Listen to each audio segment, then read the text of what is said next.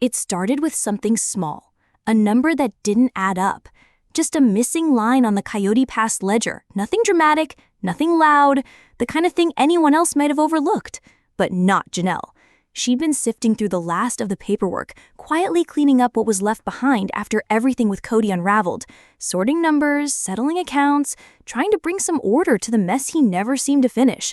And then, there it was, a small discrepancy, easy to miss, but impossible to ignore. I just want the ability to see my children all the time. Is the idea of living in one house really special to me? Is it worth some sacrifices to me? Yeah, it is. She was just trying to clean up the mess, piece by piece, after everything fell apart. And in that quiet, lonely moment, no cameras, no producers, no script, she saw it. A flagged note from the outside accountant she'd hired to double-check what she believed was shared family property. But the wording was clear, sharp. One parcel, left unreported, registered solely under Kody W. Brown, valued at $500,000. Missing from every document they'd ever reviewed. Janelle stared at it, frozen. Maybe it was a mix-up, she thought, just a file in the wrong place. But as she dug deeper, flipping through folder after folder, the puzzle pieces began to connect. This wasn't one of the 4 equal plots they'd agreed on. It wasn't shared land. It was hidden, quietly stashed away. And the worst part? His name was the only one on it. No one else, not even hers. Welcome to my house. Kody is presenting his house plans to the family he is responsible for. According to insiders close to the family, Janelle never saw it coming. She'd been the one fighting for that land, meeting with developers, hiking those rocky slopes, even imagining a little container home tucked into the trees. It was her dream, her future. And now it was sinking in. Maybe Kody had quietly carved out a piece for himself all along, just never told her. Puts this picture of this living room up, and I'm like, what is this? It's his house? What does that mean? Not even for the kids, just for Kody. A hidden retirement plot, tucked away like a golden parachute no one else knew about. And if that wasn't bad enough, the audit trail painted an even uglier picture. Small transfers, spread out over years. Quiet, consistent. Intentional. But from where? That's what Janelle wanted to know. And according to what the accountant uncovered, some of those deposits, they allegedly came straight from the Shared Family LLC, the one she believed they'd shut down a long time ago. Holy cow, he's trying to get us into one house. He's really trying to do it. The moment it all clicked, something inside Janelle cracked open. She called Christine without thinking. Nearly midnight, her voice tight, shaking, barely holding it together. Christine answered, assuming it was a late-night chat, maybe something about the kids. But then Janelle said the one sentence that made her go still. I think he's been hiding land, and I think we've been paying for it. Christine didn't even blink. Send me everything, she said, right now. And Janelle did. Every screenshot, every folder, every quiet receipt she'd been collecting in the background, because if what they were looking at was real, then everything they'd been told about how the land was divided, the vision Kody sold to them in the audience, might have been a carefully crafted lie hiding something far more calculated. I mean, bottom line, I think the biggest reason why I don't really want to live all in one big house, I just like who I am more now than who I was in Utah or any other time. That's when Christine finally asked the question neither of them had dared say out loud. What if this had been his plan all along? She didn't sleep that night. She stayed up with the files open in front of her, eyes scanning every line Janelle had sent. County records, floor plans, old survey maps, legal terms like sole deed ownership. And one thing became painfully clear. This wasn't accidental. That lot had been picked early, chosen, positioned. The most remote slice of Coyote Pass, tucked out on the far edge where the ground dipped low and the hill stretched wide. It had its own driveway, room for a gate. Perfect for someone who didn't want visitors, someone who always knew he'd live alone no matter what he told the rest of them. This house it's supposed to be one house, so it has one entrance. To the left, you'd have Robyn and Janelle, and then in the middle would be my house. And then to the right, you'd have Meri and Christine. Never have I ever heard of a husband who has plural wives, who has a plural family, ever having his own home. And just like that, the one-house pitch came roaring back into focus. That giant mansion Kody had once pushed, his big dream of everyone under one roof. At the time, it felt odd, controlling, out of touch. But now, Christine saw it for what it really was. It was never about unity. It was camouflage, a performance, a way for Kody to look like the glue while quietly planning his escape. Because the second the wives pushed back, the dream vanished. No negotiation, no compromise, just a sudden pivot.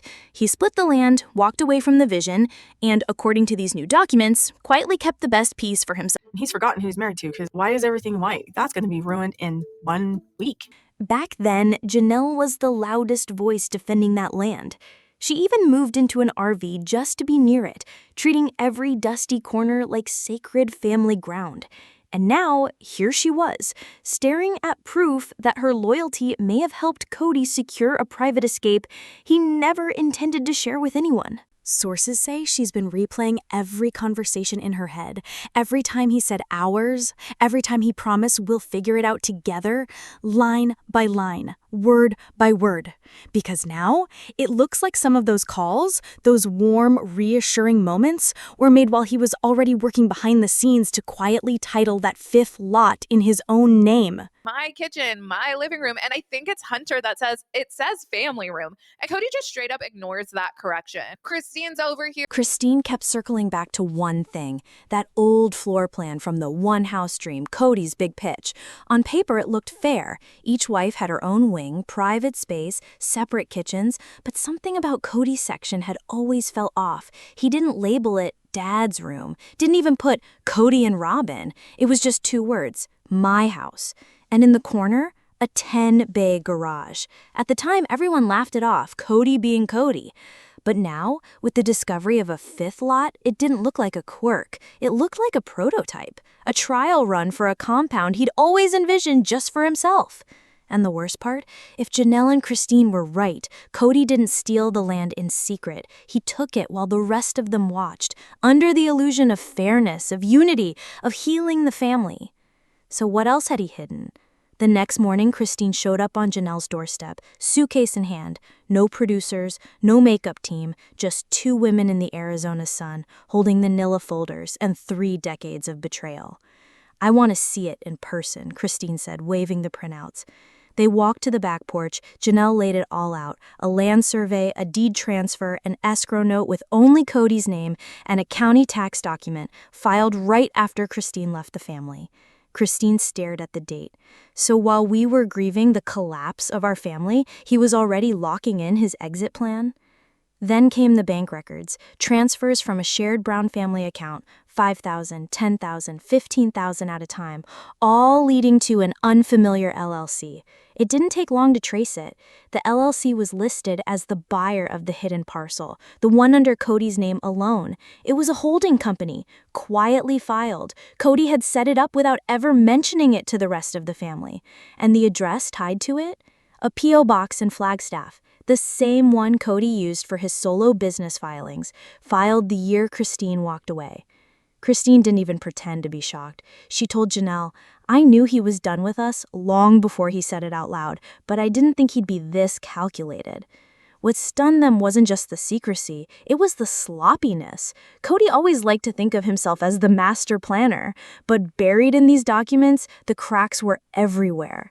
And now with every circled name and every highlighted figure, Janelle and Christine were watching his version of the story unravel, the one where he played the heartbroken patriarch, left behind by the women who gave up. They knew a confrontation would be explosive, so Christine picked up her phone and called Meri, because if anyone deserved to know what had allegedly been siphoned out of the family pot, it was the woman who'd been strung along with broken promises and maybe someday reassurances. When Meri picked up and heard Christine say, "We found something buried in the Coyote Pass deal," she didn't ask for an explanation. She just said, "I'll be there by dinner." The 3 women hadn't stood united in years, but now, with those documents on the table, it felt like something bigger was taking shape. Not just clarity, but consensus. And they weren't the only ones watching. Because according to a source close to production, someone else had been quietly tipped off. The name that kept surfacing wasn't Robyn. It was Kody's father. All 3 women, Christine, Janelle, and Meri, had heard the stories, the way Kody idolized his dad, especially the part where he quietly retired from polygamy without ever saying it out loud. Allegedly, Kody's father had built a small, secluded house for one of his wives and then simply stopped showing up. No grand announcement, no family meeting, just quiet distance. The legend was once the kids were grown and the pressure to perform the lifestyle faded, he withdrew into that home and let the rest of it quietly fall apart. And the more they studied Kody's paper trail, the more it started to look like he was following the same path. Meri was the first to say it. "This is the same pattern," she murmured, pointing to the parcel in question. "He watched his dad do this, and now he thinks it's normal." But back then, at least there wasn't a reality show involved. The thought sent a chill down Christine's spine, because when Kody first pitched the one house idea, he wasn't just offering up a floor plan, he was staging his exit, wrapping it in talk of healing and unity, but designing it around his own comfort. Even the placement of his proposed wing was telling: central, sun-facing, oversized, built for separation, without guilt. Looking back, Christine realized the biggest red flag wasn't the blueprint, it was his refusal to take feedback. Every time one of the wives pushed back, especially about privacy or what the kids needed, Kody got visibly tense, defensive. "Just trust me," he'd repeat, over and over. But now it was painfully clear what that trust had bought: a quiet place for him to disappear. "He didn't want a house full of family," Christine said under her breath. "He wanted a bunker," Janelle added softly. "And he wanted us to build it for him," Meri finished. Then Meri mentioned something none of them had considered. Kody had made several solo trips to the title office, right around the time they were all debating whether to build or sell. "He told me he was just checking paperwork," she said. "Now I wonder if he was filing something behind our backs." That sparked a flurry of new questions. Had he earmarked that fifth lot for himself long before the rest of them even knew it existed? Had he shifted family funds to secure it while pretending they were still working it out as a group? They agreed. They needed legal advice. Not to sue, not yet, but to find out what Kody could actually do with that land. Because if it was in his name alone, and if shared money had helped secure it, there might be a real legal trail, one strong enough to challenge him. As they packed up the folders, one of their phones buzzed. A message from a number none of them had saved. It stopped them cold. "I know what he's doing. Meet me." Christine read it aloud. The sender? A former crew member. Someone who had quietly left production during season 17. No dramatic exit, no social posts. He had simply vanished. And now he was reaching out in the middle of a storm. No context, no explanation, just that one message. Janelle typed back, cautious but curious. "Why now?" The response came almost instantly. "Because you finally found the land. I thought you never would." The women agreed to meet him the next day at a quiet little cafe on the outskirts of Flagstaff. No cameras, no questions, just a place where people minded their own business. When the man walked in, he looked tired, older than they remembered. He sat down without a word and slid a manila envelope across the table. This is from the season that never aired. The one house meeting, the raw footage, not what made it to TV. Inside were stills, blueprint scans, and notes the production team had archived. But these weren't the clean versions the public had seen. These were the unfiltered ones, marked up with sticky notes, scribbles, quiet concerns. And right there on Kody's section of the blueprint, clear as day, it was labeled again. My house. Not Dad's room, not Kody and Robyn, just my house. And the timestamp on the file? Dated days before he ever gathered the family for that big reveal, which meant he'd already made his choice.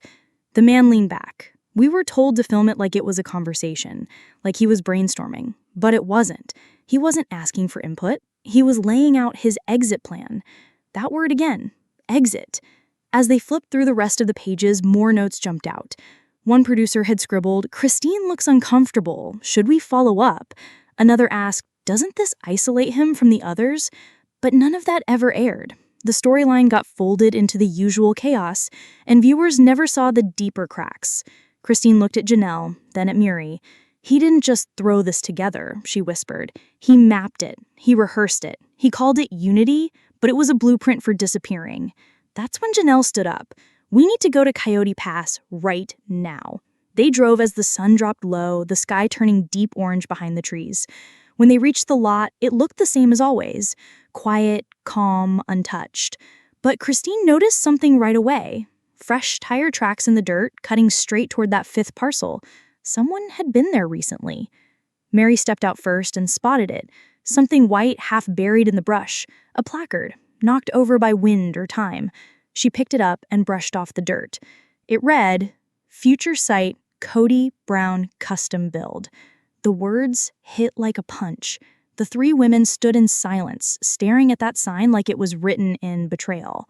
Future Site, Kody Brown Custom Build. This wasn't a theory anymore. This wasn't rumor. This was a declaration, staked into the ground. Christine bent down and looked closer. In the corner, a faint printed date, 6 months after she had left the family. That timing wasn't a coincidence. The title transfer, the blueprints, the LLC filings, they all lined up. And now they had physical proof. Kody hadn't just set land aside. He was building a future no one else was invited to. Janelle pulled out her phone and started taking pictures of the sign, the tracks, the flagged stakes hammered into the dirt. This didn't look like undeveloped land anymore. It looked like something in motion. And off to the side, flag markers and bright tape lined the ground, early groundwork already underway. Insiders later confirmed that months earlier, an inquiry had been submitted to the local zoning board. Someone, under the same LLC, had asked about permits for a private dwelling on that exact parcel. Christine turned to Meri. "If he's this far along and no one told us," she asked, "then what else is already done?" It wasn't just about trust anymore. It was about years of effort, shared money, shared dreams, and the illusion that Coyote Pass was ever meant to bring them back together. Meri, who had stayed quiet through so many other moments, didn't hesitate. "He lied," she said, "to all of us, and now he's building the lie." The timing couldn't have been worse. TLC had just begun teasing the next season, trailers full of hope, healing, emotional reconnection. But the real story was happening off camera, one that no script could top, because just 2 weeks earlier, a fan had spotted Kody at a building supply store loading wood into the back of his truck. When they asked what he was working on, he reportedly smirked and said, "Just setting up something peaceful, for when things settle down." Peaceful for who?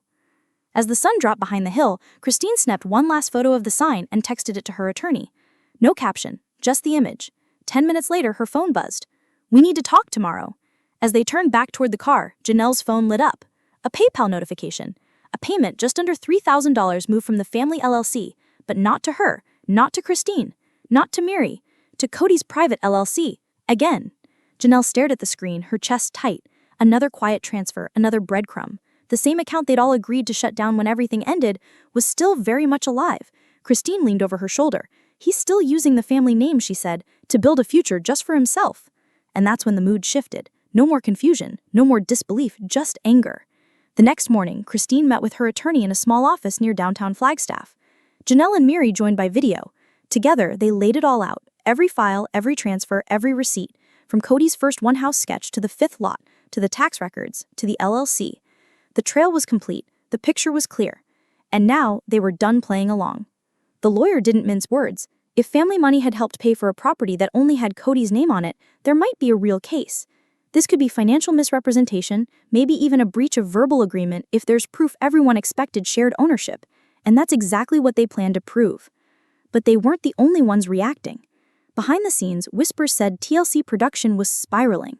The cameras had caught the arguments, sure, but no one had realized just how deep the fractures ran off screen. If lawsuits were suddenly in play, filming might be forced to stop. Insurance would need to rewriting. And worse, if it turned out the show had accidentally or knowingly misrepresented the truth about Coyote Pass, network executives might find themselves in the middle, called to testify. One producer allegedly called an emergency meeting at 6 a.m, the day the placard photos started spreading. The subject line was blunt: property crisis. Immediate strategy needed. What was supposed to be a new season about healing and rebuilding now risked turning into a legal disaster. But for Christine, Janelle, and Meri, the show was the last thing on their minds. This was personal. About the promises Kody made, about all those moments he said they were in it together, while secretly laying the foundation for a future that cut them out entirely. And then there was Robyn. She'd gone quiet. Too quiet. And that silence made Christine nervous. Because if Robyn really didn't know about the 5th lot, she'd be furious. But if she already knew and said nothing, that would be a whole different betrayal. Just as they were digging through records, a new voice joined the mix. Not a wife, not a lawyer, not even a producer. It was one of the Brown kids. They'd seen the fallen placard photo online, Kody Brown Custom Build, and sent a message, through Instagram of all places. The post had started making the rounds in fan groups, and it hadn't taken long for the older Brown children to start connecting dots. One adult son, whose name we're keeping private, sent Christine a DM. "That's the lot Dad told me he was saving for when things settled down," he wrote. "He never said it was family property." Christine froze. Kody hadn't just kept a secret. He'd told at least one of his kids a version of the truth, while feeding the wives something entirely different. And according to people close to the family, that wasn't the only inconsistency. Over the past year, Kody had allegedly told more than one adult child about his plan to build a peaceful place, somewhere they could visit him if they wanted. Not visit us, not visit the family, just him. Janelle got on the phone with her oldest son right away, and he confirmed it too. He remembered Kody bringing up the idea of a retreat space nearly 2 years ago. That was right around the time Christine left for Utah. It had seemed casual then, just a side comment, but now, looking back, it felt calculated, like Kody had started planting seeds, laying emotional groundwork for a solo future, while keeping the wives hooked on false promises of unity and shared land.